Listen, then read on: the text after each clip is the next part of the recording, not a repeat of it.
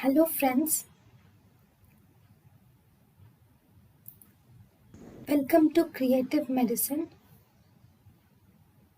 In this lecture, we will learn about. Hello friends, let us now learn some important points in surgery.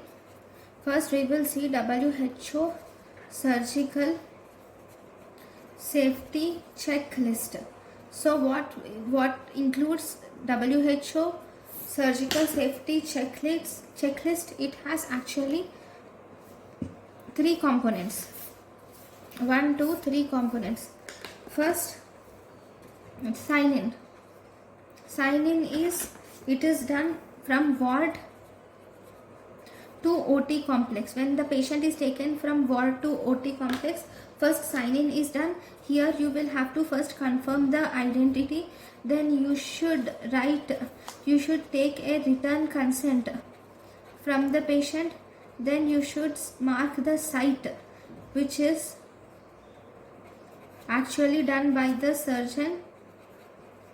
Okay, then you should see if there are any allergies, and if you see, you will have to see about the prophylactic antibiotics if requires any, and then you should see serology that should be done. Okay, so these are the dones which you see in sign in. Then we have time out.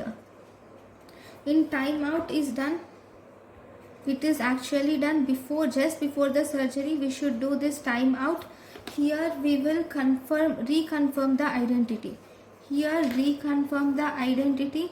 Here the surgeon should note the name of the surgery. He should note the name of the surgery proposed, and then he should note the duration of surgery, and he should note the anticipated blood loss.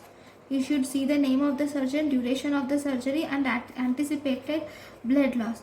Then if you see the anesthetist should see if there is any special concerns required, and the anesthetist also has to see about the prophylactic antibiotics if any. Okay, so all these are taken care of anesthetist. Then we have sign out. In sign out, this is done after skin closure. It is seen at the time of skin closure. At the time of skin closure, the nurse has to count the equipment. She should count the equipment. That is, she should count the number of gauze pieces which are used. Okay, then she should see that is nurse. Then surgeon, what does surgeon do? Surgeon should see the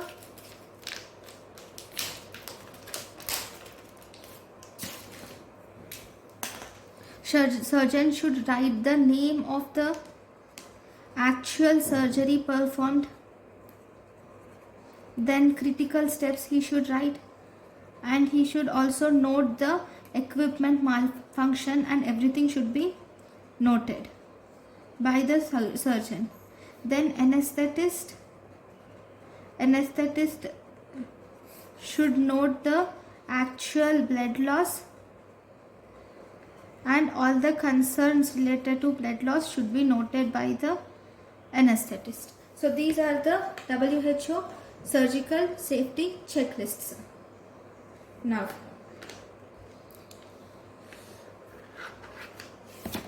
let us see some important one-liners pertaining to surgery. What is the most common cause of wrong side surgery? If you see, the most common cause of wrong side surgery is mainly it is due to the communication errors. Then we have lined gauze pieces. Lined gauze pieces with radio, that is, the gauze pieces are lined with radio opaque line.